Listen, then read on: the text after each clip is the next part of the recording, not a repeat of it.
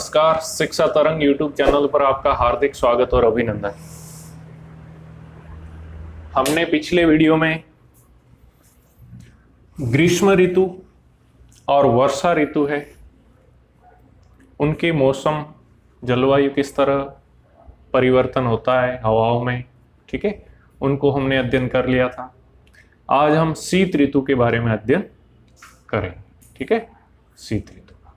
शीत ऋतु प्रारंभ होती है अक्टूबर से और अक्टूबर से फरवरी तक चलती है, ठीक है, अक्टूबर से लेकर के फरवरी तक। अब सूर्य है वो 22 दिसंबर को मकर रेखा पर लंबवत चमकता है।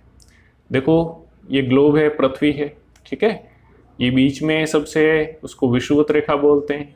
यहाँ पे सूर्य है, एक तो मार्च में 21 मार्च को और एक 23 सितंबर को सीधा चमकता है। ये कर्क रेखा है, यहाँ पे सूर्य है वो 21 जून को सीधा चमकता है, ठीक है। इस विषुवत रेखा के जो उत्तर में ये भाग है वो क्या है, उत्तरी गोलार्ध, और इस विषुवत रेखा के जो दक्षिण में भाग है वो दक्षिणी गोलार्ध है, ठीक है। तो 21 जून को यहाँ सीधा चमकता है, उसके बाद धीरे धीरे वापस सूर्य है वो उस साइड चलना प्रारंभ होता है और 22 दिसंबर तक इस मकर रेखा तक पहुंच जाता है। तो 23 सितंबर है उसको यहाँ पे सीधा चमकता है और 23 सितंबर के बाद सूर्य वो दक्षिणायन होना प्रारंभ हो जाता है, ठीक है। सूर्य वो कहाँ होता है, दक्षिणायन प्रारंभ हो जाता है, दक्षिण की ओर प्रस्थान करने लगता है 23 सितंबर के बाद। तो सितंबर के बाद क्या है, सूर्य की किरणें यहाँ पे सीधी पड़ती है, ठीक है। तो यहाँ पे हवाएं गर्म होकर ऊपर उठती है और निम्न दाब का क्षेत्र इस एरिया में बनने लगता है, हिंद महासागर में, ठीक है। और पहले जो भारत के उत्तर पश्चिमी भाग में निम्न दाब का क्षेत्र था, वहां से अब सूर्य की किरणें दूर चली गई है, ठीक है, इसलिए वहां पे जो तापमान कम होता है, इसलिए जो निम्न दाब का क्षेत्र था वो कम होकर के वायु दाब बढ़ने लगता है यहाँ पे, और यहाँ पे है वो निम्न दाब होने लगता है, क्योंकि तापमान यहाँ पे बढ़ रहा है। तो जहाँ तापमान बढ़ेगा वहाँ वायु दाब घटेगा, और जहाँ वायु दाब घटेगा वहाँ तापमान बढ़ेगा, इनमें उल्टा संबंध है, ठीक है ना। तो यहाँ पे तापमान बढ़ता है, इसलिए निम्न दाब का क्षेत्र इस ओर विस्थापित हो जाता है और ये दाब है बढ़ जाता है। तो हवाएं हमने जो मानसून का प्रत्यावर्तन देखा था उसमें फिर उल्टी बहने लग जाएगी, ठीक है। पहले निम्न दाब कहाँ था, यहाँ था, तो हवाएं इस तरह बहती थी, दक्षिण पश्चिमी मानसून जिसे हम कहते थे। लेकिन जैसे ही निम्न दाब का क्षेत्र हटकर इधर हुआ तो वापिस हवाएं अब उल्टी बहने लगेगी, ठीक है, ऐसे बहने लगेगी, यानी उत्तर पूर्व से दक्षिण पश्चिम की ओर बहने लगती है, ठीक है। तो वो लौटता हुआ मानसून मानते हैं हम, अक्टूबर नवंबर में यहाँ पे बारिश भी करता है भारत के इस तट पे, ठीक है। तो ये तो हो गया था। अब सूर्य मकर रेखा पर सीधा चमकेगा, ठीक है, और भारत यहाँ जो उत्तरी गोलार्ध में उसमें सूर्य अब सबसे दूर है, यहाँ से आगे जाता नहीं, ठीक है, इसलिए यहाँ पे सर्दी होती है, ठीक है, और तापमान है वो इससे भी 0 डिग्री से भी कम होने लगता है, और 0 डिग्री से कम होने पर फसलों पर पाला पड़ जाता है, जिससे फसलें नष्ट हो जाती है, ठीक है।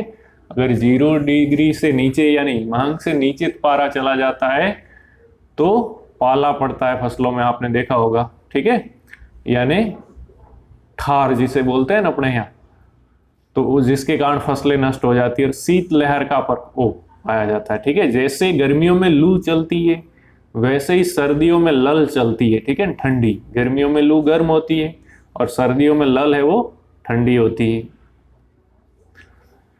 फिर एक और कंडीशन बनती है कि जो मध्य एशिया है उसमें तापमान में वो कम होने से उच्च वायुदाब, देखो जहां ताप कम होगा तो उच्च वायुदाब का क्षेत्र, तो मध्य एशिया कौन सा है, ये एशिया है।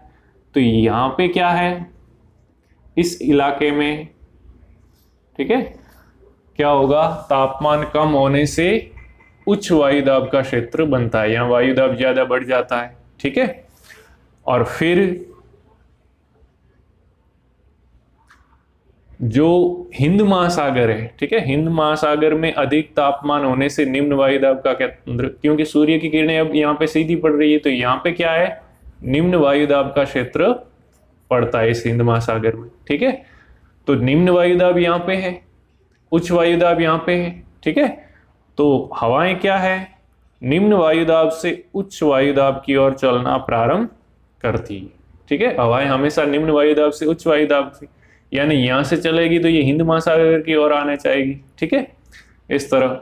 तो हवाएं क्या है, अब उत्तर पश्चिम से दक्षिण पूर्व की ओर चलने लगती है, ठीक है, यानी इस तरह चल रही है, यहाँ पे उत्तर पश्चिम से दक्षिण पूर्व की ओर चलती है, ठीक है, जिसके कारण क्या होता है, भूमध्य सागर, ठीक है, यहाँ पे क्या है, भूमध्य सागर है, ठीक है, तो भूमध्य सागर से होकर के आने पर, ठीक है, भूमध्य सागर से उठे पश्चिमी वायु विक्षोभ जिसे शीतोष्ण कटिबंधीय चक्रवात कहते हैं, ठीक है, उसके कारण है वो भारत के जो उत्तर पश्चिमी भाग है यहाँ पे बारिश होती है, जिसे स्थानीय भाषा में क्या बोलते हैं, मावठ बोलते हैं, ठीक है, तो ये इंपॉर्टेंट है और मावठ कई बार पूछा गया है।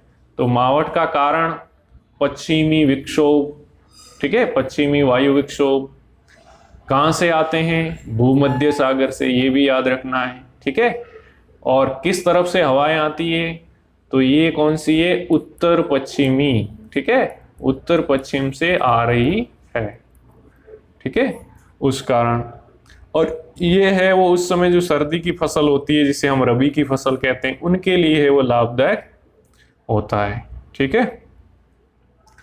फिर आर्द्रता बहुत कम होती है, वायु में नमी कम होती है, प्रातःकाल निम्न तापमान के कारण कई बार घना कोहरा छा जाता है। ये देखो ट्रेन आ रही है, बिल्कुल कम दिख रहा है, यहाँ पे एक आदमी भी खड़ा है, बहुत कम दिख रहा है, तो ये कोहरे के कारण होता है, कोहरा होता है सुबह सुबह कई बार, और ये अक्सर जैसे गंगानगर में सूरतगढ़ वगैरह है ना, वहाँ पे सर्दियों के मौसम में कोहरा ज्यादा होता है, ठीक है, आपको देखने को मिल जाएगा। तो शीत ऋतु है वो फरवरी में तक प्रभावी रहती है, यानी जो अक्टूबर से स्टार्ट हुई थी फरवरी तक, और मुख्य रूप से ज्यादा सर्दी पड़ती है दिसंबर के बाद, जनवरी के महीने में ज्यादा सर्दी पड़ती है। अब राजस्थान में कम बारिश के कारण क्या है, तो राजस्थान में देखो क्या क्या कारण है। बंगाल की खाड़ी का जो मानसून है वो राजस्थान में प्रवेश से पहले लंबी दूरी तय करके आता है, ठीक है, उससे प्रवेश से पहले गंगा के मैदान में, ठीक है, अपनी आर्द्रता लगभग खो चुका होता है, आर्द्रता कम कर देता है। कारण क्या, क्योंकि लंबी दूरी से चलकर आता है, बीच में बारिश वगैरह करके आता है, इसलिए आर्द्रता या उसमें नमी या जो वाष्प की मात्रा होनी चाहिए वो उतनी होती नहीं।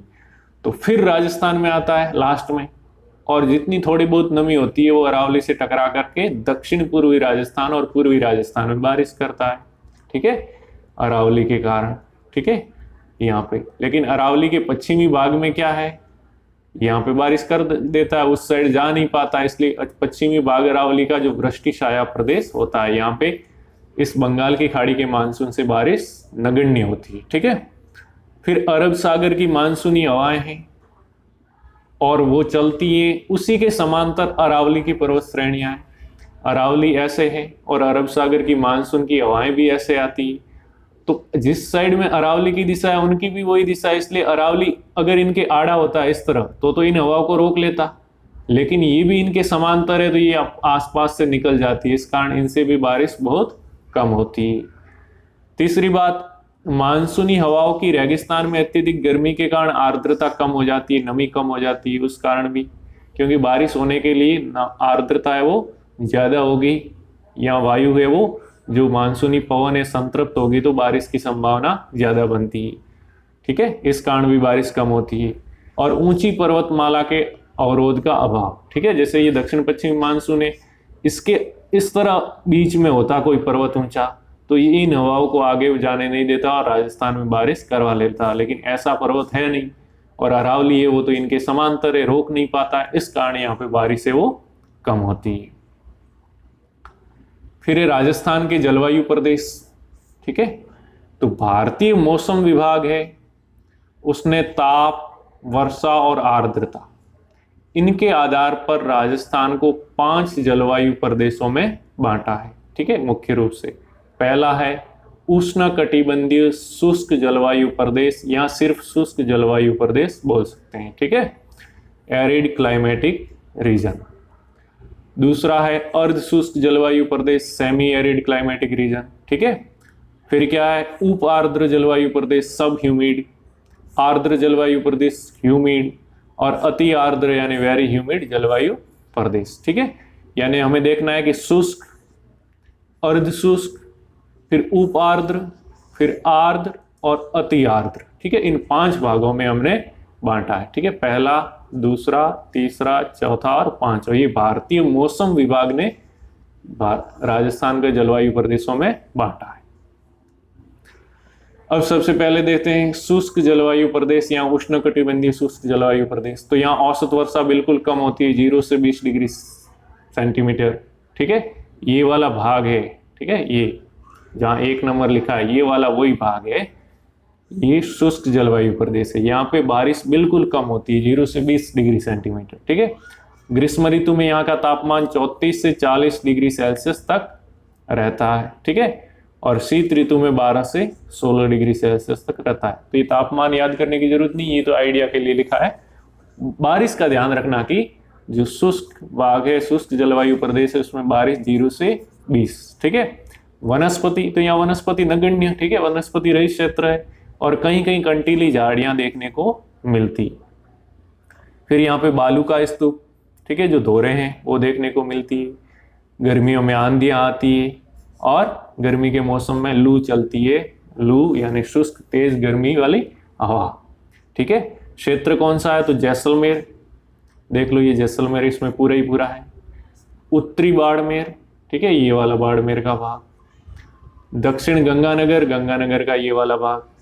ठीक है, हनुमानगढ़, बीकानेर व पश्चिमी जोधपुर। ठीक है, हनुमानगढ़ का कुछ भाग भी इसमें आता है और ये एरिया इसमें शामिल है, और पश्चिमी जोधपुर का कुछ भाग। ठीक है, तो ये है सबसे जो पश्चिम में है वो शुष्क जलवायु प्रदेश। फिर नेक्स्ट देखते हैं अर्ध शुष्क जलवायु प्रदेश। वो शुष्क था, अर्ध शुष्क अब आधा शुष्क। ठीक है, इसमें उसमें 0 से 20 सेंटीमीटर बरसात थी, यहाँ 20 से 40 थोड़ी बढ़ जाती है, ये वाला भाग। ठीक है, ये वाला रीजन है वो ये है। और यहाँ पे ग्रीष्म ऋतु में 32 से 36 डिग्री सेल्सियस और शीत ऋतु में 10 से 17 डिग्री सेल्सियस जो तापमान है वो होता है। ठीक है, तो आपको तो बारिश का ध्यान रखना है। तापमान तो लगभग सब 30 के आसपास है। ठीक है, ये 10 से 15 के बीच में यहाँ आसपास रहता है।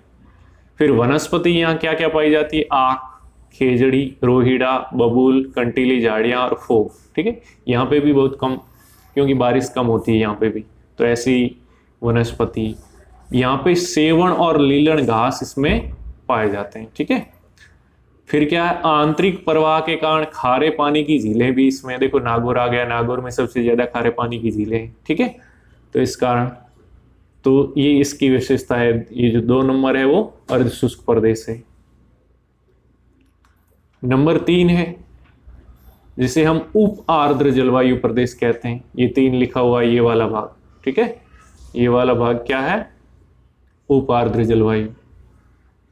तो इसमें औसत तापमान 28 से 34 डिग्री सेल्सियस और शीत ऋतु में 12 से 18 डिग्री सेल्सियस। ठीक है, तो तापमान तो 30 के आसपास और ये 12 से 18 17 ऐसे चलता रहता है, इसको ज्यादा याद नहीं रखना।